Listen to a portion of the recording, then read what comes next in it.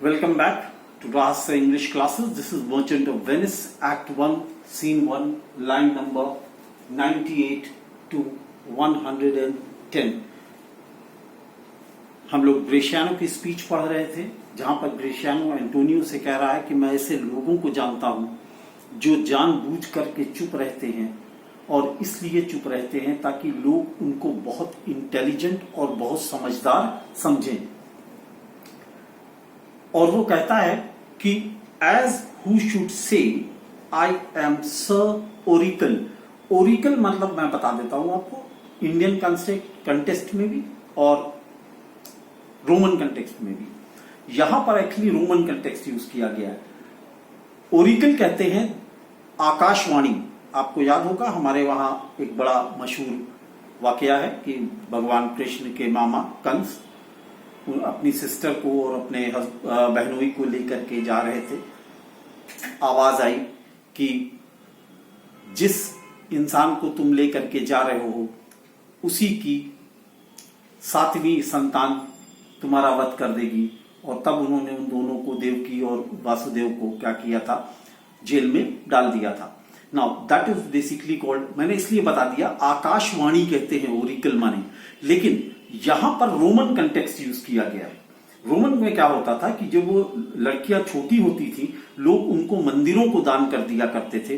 वो बच्चियां वहीं रहती थी, मंदिर की सेवा करती थी, भगवान की सेवा करती थी। और धीरे धीरे ये मान लिया जाता था कि भगवान उनसे, रोमन्स से बात करते थे उन्हीं लड़कियों के जरिए से।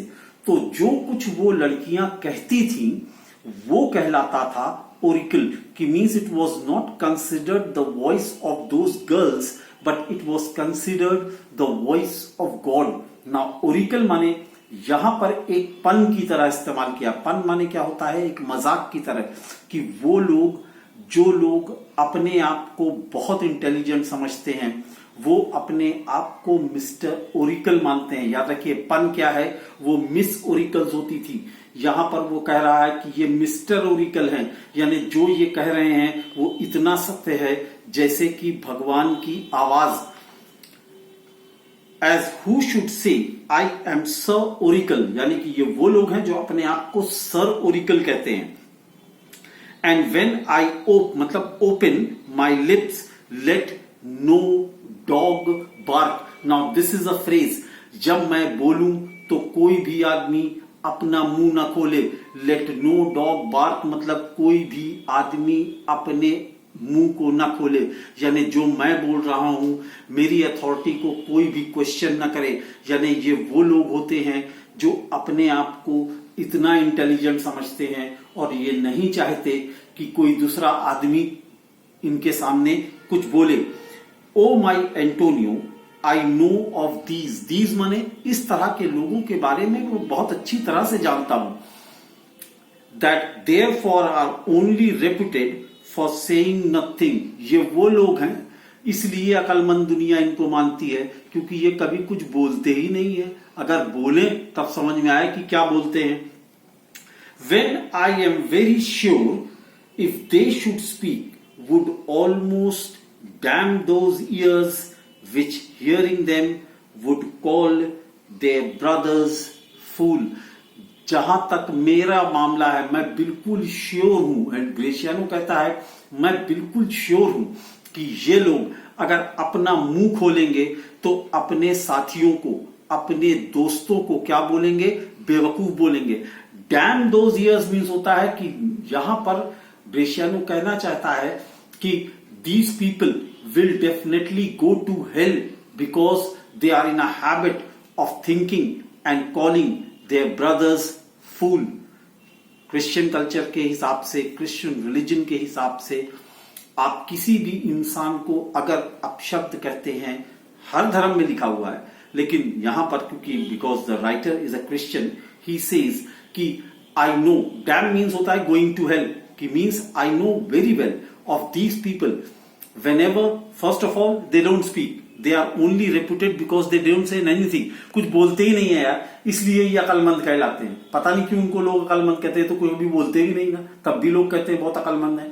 लेकिन यहां पर ग्रेशियानो एक और बात कहता है कि मुझे पूरा यकीन है जब कभी भी ये बोलेंगे तो हमेशा ऐसी बात बोलेंगे जिसके लिए ये स्वयं नर्क में चले जाएंगे। और वो बात क्या होगी? They will call their brothers fool. देखिएगा, फिर से बोलेगा, if they should speak would almost damn those ears, damn means go to hell, which hearing them would call their brothers fool. I tell thee more of this another time. इसके बारे में मैं आपसे बाद में बात करूंगा. But fish not this melancholy bait for this fool Gorgion. This is my opinion. Actually, this is my opinion. दो चीजें बता रहा है, melancholy bait और Gorgion. बेट कहते हैं वो चारा, आपने देखा होगा मछली को पकड़ने के लिए एक कांटे में वो चारा लगाते हैं। Now that is called a bait. वो चारा जिसको मछली पकड़ने के लिए लगाया जाता है वो कहलाता है बेट। और मेलंकली बेट माने खामोशी के इस चारे से। अब एक और चीज कही है इसके अंदर और वो है फूल गॉर्जियन। याद रखिएगा, एक बहुत सस्ती मछली आती है, एक ऐसी मछली होती है, गॉर्जियन कहते हैं। एक्चुअली कहते हैं कि मछली को बेवकूफ नहीं कहा जाता है। होता यह है कि प्रॉब्लम यह है कि ये मछली में कांटे बहुत होते हैं, बहुत ज्यादा कांटे होते हैं। तो अक्सर ऐसा होता था, लोग जब इनको पकड़ के लाते थे तो उठा करके नदी में फेंक दिया करते थे। और या फिर अगर जिन मछलियों को लाते भी थे तो ये बहुत सस्ते दामों में बिकती थी। मतलब लोग इसको कहते थे फूल गॉर्जियन, मींस इट इज बेसिकली इसको पकड़ के लाना, इसको इतनी दूर तक ले जाना और बेचना। क्यों? पैसे वाले लोग इसको खाते नहीं थे, बहुत गरीब लोग जो होते थे, क्योंकि ये बहुत सस्ती होती थी इसलिए इसको लोग खरीद लिया करते थे, गरीब लोग खरीदते थे। पकड़ने वाले को कोई फायदा इस मछली से नहीं होता था। यहां पर वही कह रहा है कि मेरे ख्याल से खामोशी के इस चारे से, मेलंकली बेट माने the bait of sadness, prosing yourself as a serious person, की मीन्स खामोशी के इस चारे से इस बेवकूफ मछली को पकड़ने की कोशिश मत करो। और बेवकूफ मछली का आयरनी क्या है? आयरनी यही है कि खामोश रह करके अगर तुम ये सोचते हो कि मुझे लोग अक्लमंद समझेंगे, मुझे लोग इंटेलिजेंट समझेंगे, मुझे लोग इज्जत देंगे, याद रखो ये कुछ नहीं है। ये बिल्कुल ये है जैसे खामोशी के चारे से तुम एक घटिया मछली पकड़ने की कोशिश कर रहे हो। यानी मेलंकली बेट माने होता है टू रिमेन साइलेंट, और गॉर्जियन फिश माने है the reputation of being reputed as a wise man, कि अगर तुम ऐसी कोशिश कर रहे हो तो ऐसा करने की कोशिश मत करो। क्यों? इससे तुम्हें कोई फायदा नहीं होगा। लोग जानते हैं इस तरह के लोगों के बारे में। This is my opinion. Come good Lorenzo, fare ye well awhile, I end my exhortation after dinner. यहां एग्जॉशन माने है स्पीच, की मीन्स मैं डिनर के बाद तुम्हें इसके बारे में और कुछ बताऊंगा, इस समय के लिए इतना काफी है। उसका दोस्त कहता है, well we will leave you till dinner time, I must be one of those same dumb wise men, for Graciano never lets me speak. यहां पर उसकी ही बात का हंसी कर रहा है, कह रहा है कि मेरे ख्याल से क्योंकि ज्यादातर मैं चुप रहता हूं, ग्रेशियानो मुझे बोलने नहीं देता, तो मेरे बारे में भी कुछ दिन बाद लोग क्या ओपिनियन बना लेंगे कि मैं भी वही वाइस मैन हूं जो जानबूझ करके चुप रहते हैं और बोलने की कोशिश इसलिए नहीं करते क्योंकि वो सोचते हैं कि शायद वो बोलेंगे तो उनकी इज्जत कम हो जाएगी। Well keep me company but for 2 years more, thou shalt not know the sound of thy own tongue, की मीन्स 2 साल मेरे साथ रहो, याद रखना तुम 2 साल में एकदम भूल जाओगे कि तुम बोलते कैसे थे। Fair I go a talker for this gear, याद रखिएगा हम लोग थोड़ा सा आगे बढ़ गए हैं कि fair you will I grow a talker for this gear. Gear माने होता है एडवाइस, की मीन्स मैं तुम्हारे कहने पर अब आज से थोड़ा सा बात करूंगा। Thanks I faith for silence is only commendable in a neat tongue dried and maid not vendible. कह रहा है कि खामोश जबान 2 जगह अच्छी लगती है, एक खाने की प्लेट में आपने देखा होगा कि जो जानवर होते हैं उनकी जबान को भी लोग क्या करते हैं, खाते हैं। तो कह रहा है कि खामोश जबान दो जगह अच्छी लगती है, एक तो खाने की प्लेट में, अगर खाने की प्लेट में जबान उछलने लगेगी तो जाहिर सी बात है कोई नहीं पसंद करेगा।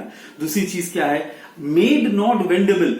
मेड नॉट वेंडेबल मीन्स कि वो लड़की जिसकी शादी नहीं हो रही हो उसको कहते हैं कि मीन्स खामोशी की खामोश जबान दो जगह अच्छी होती है, एक खाने की प्लेट में, दूसरा उस लड़की के लिए जिसकी शादी नहीं हो रही हो। तो अगर वो खामोश रहेगी तो लोग उससे यही समझ के शादी कर लेंगे कि ये बच्ची खामोश रहती है। Now this is the thing कि maid not vendible means the girl who is not getting married.